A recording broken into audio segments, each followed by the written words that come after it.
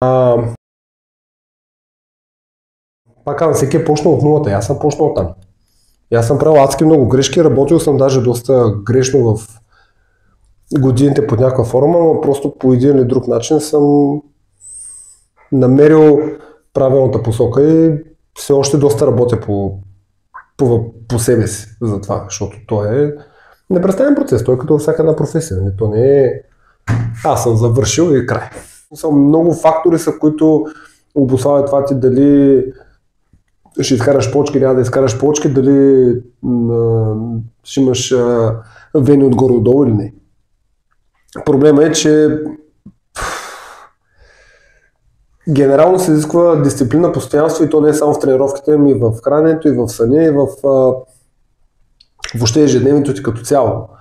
Защото първо хората си мислят, че само с спортуването става, пък то не е така.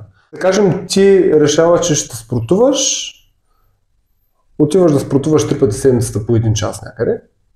Ама тази седмица има 168 часа.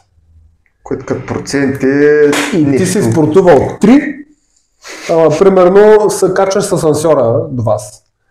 И отиваш до пазара с колата, който пазара е на 300 метра, защото те мързи да гледаш.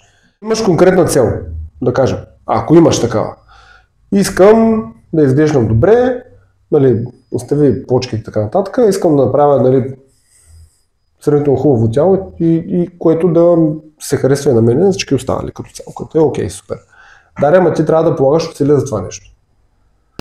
И като си мисля, че си купил карта, режим и ползваш инструктор и всичко останало и си дал една камара пари на месечна база, ама ти сам не полагаш усилия, защото аз не мога да пася много диети, ама не мога без да пия, ама не мога без да ям сладко, ама не мога без това.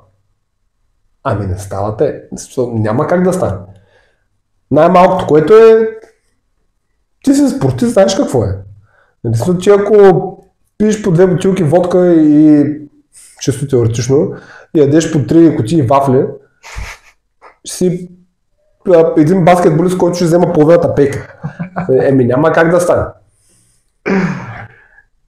Така че хората генерално те първо нямат културата на, особено в днешно време, то не е като преди. Нямат културата за спортуване, нямат културата за хранене. Без да полагаш усилия няма как да стане. Без значение дали е само в залата или е на масата или където ще да е. Не работи иначе. Не може просто да стоиш и да чакаш така свише.